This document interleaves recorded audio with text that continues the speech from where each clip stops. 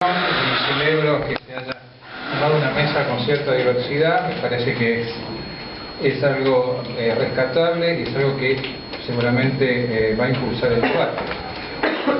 Un debate que en el caso del transporte es absolutamente necesario porque es asombroso el nivel de subdesarrollo intelectual que tiene la cuestión del transporte en la Argentina. En Brasil se hace todos los años un encuentro de la Asociación Nacional de Investigación y Enseñanza de Transporte, con que nuclea, bueno, en escala brasileña, mira cómo hace el brasileño, es todo en grande. En Chile hay una Secretaría Especial de Transporte que funciona, un ejemplo institucional. Los chilenos son menos institucionales de lo que uno cree, pero tienen un sector institucional un sector académico muy fuerte en tema de transporte, que tiene un área pública que fue la que, bueno, hizo con sus luces y sombras la experiencia del Transantiago. La Argentina tiene poco y nada de esto. Incluso en temas de transporte urbano, lo asombroso es que en el interior de la Argentina hay desarrollos más interesantes de lo que pasa acá. Hay experiencias, hay desarrollos que son interesantes, algunos mejores, otros peores, porque en estas cosas uno se equivoca, pero por lo menos hace algo. El panorama general que uno ve con respecto a la política de transporte en la Argentina ha sido, digamos, marcado por dos o tres puntos, digamos, que yo creo que se han mantenido durante mucho tiempo, incluso a veces a contrapelo de otras tendencias. Yo diría que en general la actitud hacia el sector transporte, y en particular hacia el transporte automotor, que como mostró José Barbero es el dominante, ha sido la de la pasividad. Ha sido, bueno, dejar que el sector se desarrolle por la suya. Argentina desregula el camión en la década del 50, mucho antes de lo que lo hace Estados Unidos o Europa. Estados Unidos y Europa desregulan el camión en los años 80 y 90, la Argentina lo hace en la década del 50. La Argentina tiene en la región metropolitana una especie de oportunidad institucional única, que fue la empresa Transporte de Buenos Aires, un único sistema, una única gestión para un sistema que incorporaba subtes, tranvías, trolebuses y colectivos. Desmantela prolijamente todo eso en la década del 60, ojo, contrapelo de otras tendencias. La Argentina que estaba creando CEPA y Hidronor, que no era que el Estado, digamos, estaba en retirada en todos lados, pero el transporte sí. Y vamos a un sistema de colectivos en la región metropolitana, que era el ejemplo del mundo. ¿Por qué? Porque era barato, porque no recibía subsidios, porque el Estado hacía poco y había competencia. Y eso era todo el criterio que imperaba en esto. Claro, era barato porque los colectivos eran una regresión desde el punto de vista técnico con respecto a lo que se había visto 20 años antes, camiones carrozados por la multiplicidad de tareas del conductor y cosas de este tipo. Y eso fue, digamos, la política dominante del Estado en muchos aspectos, donde durante mucho tiempo el único problema que había, o el único problema, no sé si el único, pero el problema más importante era qué hacemos con el ferrocarril. Ni siquiera, ojo, reconozcamos las cosas, no con el ferrocarril metropolitano, porque el ferrocarril metropolitano fue más o menos preservado, fue el que recibió más inversiones. Fue incluso uno de los pocos casos donde hubo una privatización con subsidio, pero el resto es la cuestión de qué se hacía con el ferrocarril. Con políticas cambiantes, idas y vueltas, que granos sí, que granos no, que pasajeros sí, pasajeros no, etc. Bueno, lo que predominó, como ustedes se pueden imaginar, fue una política de recorte, de achicamiento. O sea, el ferrocarril argentino era un ferrocarril demasiado extenso, sobreexpandido, de baja densidad, había que recortar ramales de poco tráfico, había que concentrarse en los tráficos más importantes, etc. Bueno, el resultado fue que después de dos redimensionamientos muy fuertes, uno durante la última dictadura militar y otro en la privatización, porque aclaremos que, digamos, una nota al margen, todo el mundo habla, la gaveta más ferroviaria hablan del plan Larkin y de la política de Frondizi. Bueno, cuando uno mira los números de lo que pasó en ese momento, fue bastante poco. La red ferroviaria se redujo en un 10%, el personal se redujo en un 25%, pero los volúmenes de actividad se mantuvieron. Ahora, con el proceso la red se reduce en un 25%, el personal se reduce en un 50%, un 40%, y la red ferroviaria es un achicamiento muy grande. Y con la privatización después, digamos, la red se redimensiona. En este momento hay menos de la mitad de lo que hubo en su momento de mayor expansión. El hecho es que la privatización del ferrocarril interurbano se hizo con el mismo criterio. Tómenlo y vean ustedes qué hacen. Esto es una diferencia muy grande con el caso de Uruguay. Uruguay, en los tiempos del conservador Valle, que planteaba la privatización del ferrocarril uruguayo, había un discurso que decía: esperamos que el ferrocarril transporte madera, que transporte arroz, que transporte... Hay todo un discurso que me llamó la atención. En la Argentina nadie dijo eso. Nadie dijo qué queremos que pase con el ferrocarril. Entonces, esta fue la tendencia. ¿El resultado cuál fue? Bueno, hubo una reestructuración importante en cargas. De pasajeros sabemos que virtualmente desapareció. Quedó solamente el corredor de Mar del Plata y algunas cosas más, muy mal gestionado además. En cargas se estructuraron emprendimientos que fueron, digamos, operativamente rentables. Tuvieron algo de suerte algunos de ellos, apareció bajo la lumbrera con casi 1 millón de toneladas por año, aumentó mucho la producción de granos, algo mordieron de todo ello, aunque participación es muy baja en granos, hasta el ferrocarril transporta el 12% del total, una cosa por el estilo. Pero la viabilidad de largo plazo de todo esto no está para nada clara. De hecho, esto se ve en el estado de infraestructura. Un tren a Tucumán, antes de que se cerraran los trenes, tardaba 19 horas. Un sexto régimen, el tren parecido ahora tarda 25.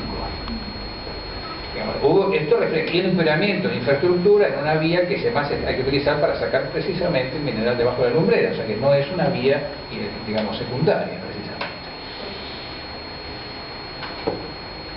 precisamente. Y después pasaron otras cosas también.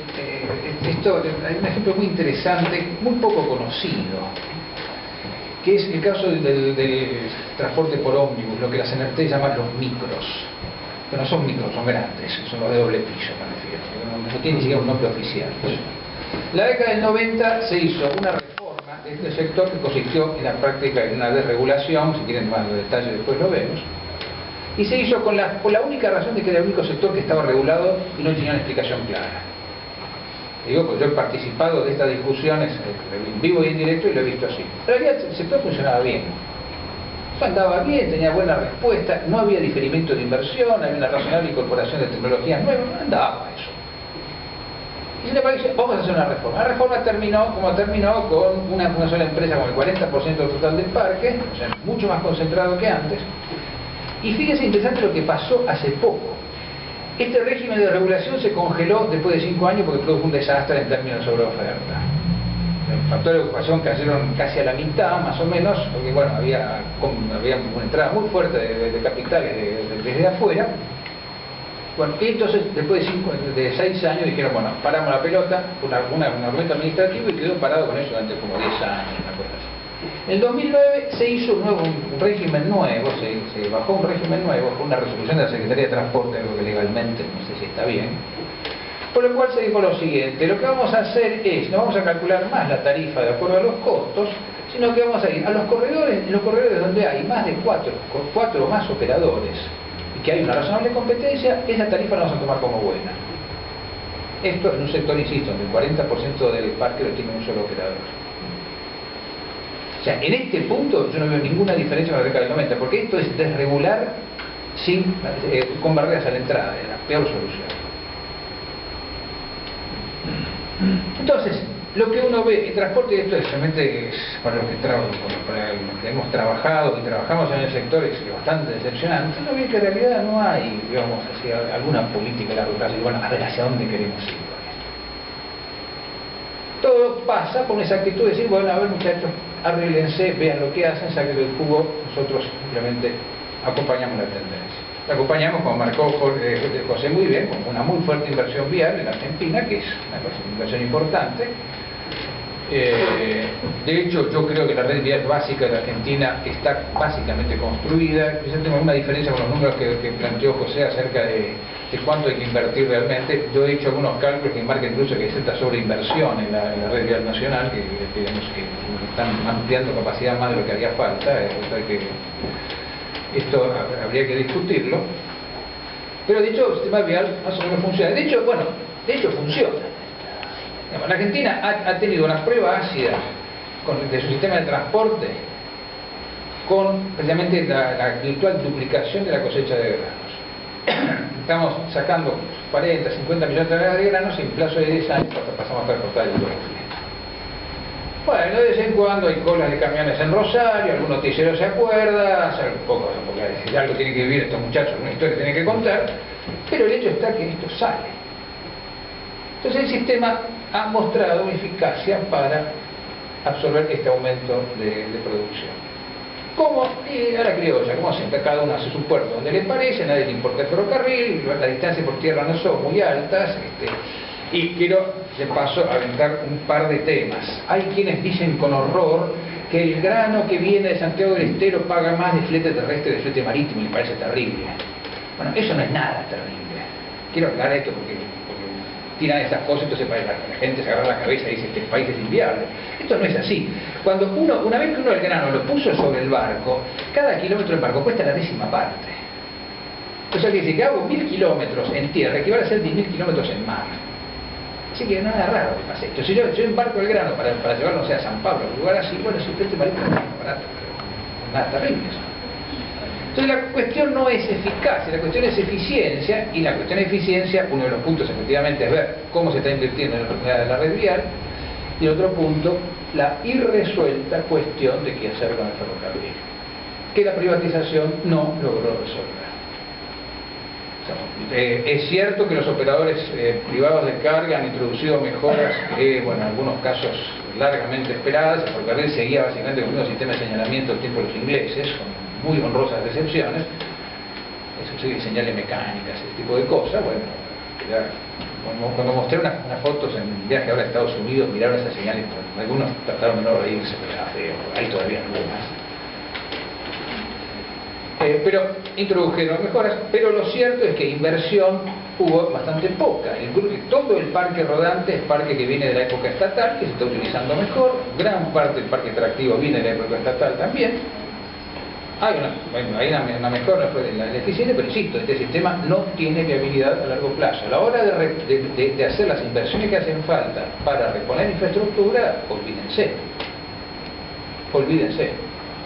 Digamos, esto va a un sistema, a un ferrocarril industrial, que sea la prolongación de algunas actividades. No sé, si tenemos suerte y Loma Negra empieza a transportar cemento por ferrocarril, porque no lo hace, realmente lleva piedra, cemento no lo lleva. Bueno, un día entonces tendremos un ramal a La Barría, otro de Tandil, y eso. ¿Esto es bueno o malo? Bueno, a este punto quiero ser claro y quiero que no se malentienda. Las razones de costo, las razones que los economistas como uno aducen, no son las únicas razones por las que uno tiene que tomar decisiones. En ese punto estoy de acuerdo. Porque los costos no siempre se calculan bien, digamos, en un mundo ideal donde uno sabe todo, eso estaría bien, pero en un mundo ideal se inventaron para decir que no existen, no para tomar decisiones sobre esa base. Pero esa cuenta hay que hacerla, porque uno tiene que saber cuál es el costo que está pagando si opta por algo que no es lo más barato. Entonces la pregunta de fondo ¿es conveniente o no es conveniente que la Argentina tenga un sistema ferroviario de cargas, un sistema ferroviario interurbano al nivel de desarrollo que tiene ahora o por ahí? ¿O le conviene a la Argentina ir a una industrialización del ferrocarril, a un ferrocarril, digamos, industrial? Un río turbio, un ferrocarril así que atienden ciertas vinculaciones y nada más. Yo creo que el camino tendencial es ese. La pregunta es si es conveniente o no. Bueno, eso es una cuenta. Yo les podría decir que hice esa cuenta. Bueno, si la hice hace 20 años. La estoy revisando ahora, perdón si pasó el aviso, pero no tengo la conclusión. Digamos, lo que uno está orejeando de todo esto es que tiene que ser un ferrocarril mucho más grande del que hay ahora. Tiene que ser un ferrocarril que transporte, no sé, triple. La pregunta es si hay tanta carga para eso. Pasajeros interurbanos nunca van a ser la justificación de esto porque es poca la demanda, ¿no? El tema se puede encargar. Si la hay o no la hay, esa es la gran cuestión, y dentro de 2 años le doy algunos resultados si quieren. Ahora, lo que sí es interesante es esto. Toda la política ferroviaria prevaleciente fue ir hacia la especialización, fue ir hacia un ferrocarril, digamos, que se dedicara solamente a determinadas cosas, que no quisiera abarcar demasiado, porque no le daba, no tenía sentido. De hecho, quedó un ferrocarril especializado y muy especializado, porque los graneles así, más más típicos representan el 80% de la carga. Te voy a decir una cosa, entonces esa misma cuenta, grosso modo, porque bueno, uno sabe bien cómo están hechas las clasificaciones, para el caso de Estados Unidos, ¿cuánto eran estos mismos graneles en Estados Unidos? Y a pesar de que, como señaló José, carbón es muy importante en Estados Unidos, esos graneles son un 40-50% en Estados Unidos. El ferrocarril de Estados Unidos está más diversificado que el ferrocarril de acá. Transporta autos, por ejemplo, transporta contenedores, transporta semirremolques, el famoso piggyback. O sea, el ferrocarril que aspiró a una configuración más diversificada. Entonces, quizás digamos, ese camino hacia la especialización que se le impuso al ferrocarril, que terminó adoptando, quizás no era la vía correcta. Entonces, una pregunta que dejo planteada. La cuenta de costos, insisto, hay que hacerla. Yo creo que hay que tener una perspectiva estratégica también. El petróleo no va a bajar más de precio, porque el tercer shock del petróleo no salió en los diarios, fue muy despacito, no hubo ninguna guerra rara, ni nada por el estilo, pero el petróleo se subió ahí y no bajó nunca más. A 70, 80, 100 dólares, depende, pero no se baja más. De ahí el transporte, como dijo José, es uno de los vectores importantes por el tema energético. De manera que tener un sistema ferroviario que demanda bastante menos combustible, bastante menos energía que el automotor, es una apuesta que a largo plazo puede tener sentido. Lo que está claro es una cosa, esto no lo hace el mercado. En Estados Unidos, el sector privado efectivamente sostuvo, después de un momento de un bajón bastante fuerte que tuvieron, donde el Estado tuvo que salir a respaldarlos, el sector privado, en lo que se refiere a sistemas troncales, efectivamente se construyó y se paró solo. No así las redes secundarias, son más o menos el 20-25% de la red que tienen cierto apoyo estatal. Pero claro, eso funciona en la medida que cuando la vía se va desgastando, uno la va cambiando y uno va distribuyendo la inversión a lo largo del tiempo. Cuando lo hizo se mandó el bruto diferimiento que hizo la Argentina en términos de inversión en infraestructura, uno tiene que pensar en poner 10, 15 mil millones de dólares, no sé cuánto se le ocurrió a Techín cobrar en un kilómetro de vía, pero está cobrando muy salado. Toda esa plata junta, si no es el Estado, no la pone nadie. En un programa, digamos, que dice, vamos a un programa de recuperación de carga ferroviaria de los 10, 15 años, toda esa carta del sector privado no la va a poner nunca, porque el sector privado razona a plazo mucho más corto. De manera que eso va a requerir el involucramiento de un Estado que no puede ser el Estado que hay ahora. No puede ser el Estado que hay ahora. Porque el Estado que hay ahora tiene muy poca capacidad de gestión, tiene muy poca valorización de la capacidad de gestión. Las decisiones tienen que tener un fundamento técnico, tienen que ser planificadas, tienen que ser algo de lo que la Argentina empezó a hacer razonablemente bien en los fines de los 60, principios de los 70, digamos, a partir del plan Carranza, digamos, y que después Martín Hidalgo se encargó de destruir así, punto más. El otro tópico importante del que quería hablar es el tema del transporte urbano. Yo suscribo varias de las cosas que ha dicho José, de manera que no las voy a repetir, pero quiero sobre todo rescatar una idea, esa idea de que no podemos hablar de una cuestión modal en el transporte metropolitano, tenemos que hablar de la cuestión sistémica. Repaso un par de números, no los traje en un Power, pero pueden ver el blog ahí del CEPA, del Centro Mío, tienen un Power puesto ahí. Las estimaciones de demanda de viaje que ahora deberían, una vez que se publiquen los datos que están guardados no sé a dónde, para tener que ratificar o no, indican lo siguiente: desde 70 ahora, los últimos 40 años, digamos, grosso modo, viaja menos gente en colectivo, viaja menos gente en subte, con una red más grande además, aclaremos, viaja algo más de gente en tren, con todos los problemas que hay con la cifra, con la evasión y todo esto que mencionaba José, que es un problema, y viaja 3 veces más gente en auto. La región ha crecido digamos, siempre sentido de una manera buena o mala, depende de cómo uno lo vea. Porque esto no es Los Ángeles, que eso no es una ciudad, es una especie de gran desparramo de suburbios donde la gente va de cualquier lado a cualquier lado y no hay centro, no hay nada. Porque ha crecido sobre todo en los suburbios. La capital federal tiene la misma población desde tiempos inmemoriales, pero los empleos no se han descentralizado tanto. En este momento mi estimación es que el 45% de los empleos más o menos está todavía dentro de capital. Esto quiere decir mucha demanda de viajes de larga. Mala noticia porque hay que viajar mucho y los tiempos de viaje deben haber subido mucho. Buena noticia es que esos viajes se pueden tratar de una manera eficiente con sistemas ferroviarios, con sistemas de alta capacidad, con sistemas de alta velocidad. Ahora, eso hay que hacerlo. Efectivamente, el sistema ferroviario es un eje importante en esto, pero ojo, hay una cierta tendencia a oponer riel contra goma y decir el ferrocarril de un lado y el ómnibus del otro. No. El ómnibus no es parte del problema. El ómnibus es parte de la solución, perdónenme por el lugar común. El colectivo constituye una red, una penetración muy grande, ha tenido su modernización, a los tumbos, como sea, pero bueno, hemos salido de los camioncitos de la década del 60, tenemos una gestión que poco a poco va mejorando. Ahora, esto sin una perspectiva de planificación, donde de vuelta el Estado tiene un papel central, que diga, bueno, de acá a 10, 15 años queremos esta distribución modal por corredor, no se llega a ningún lado. Yo creo que de esto estamos lejos todavía. Muchas gracias.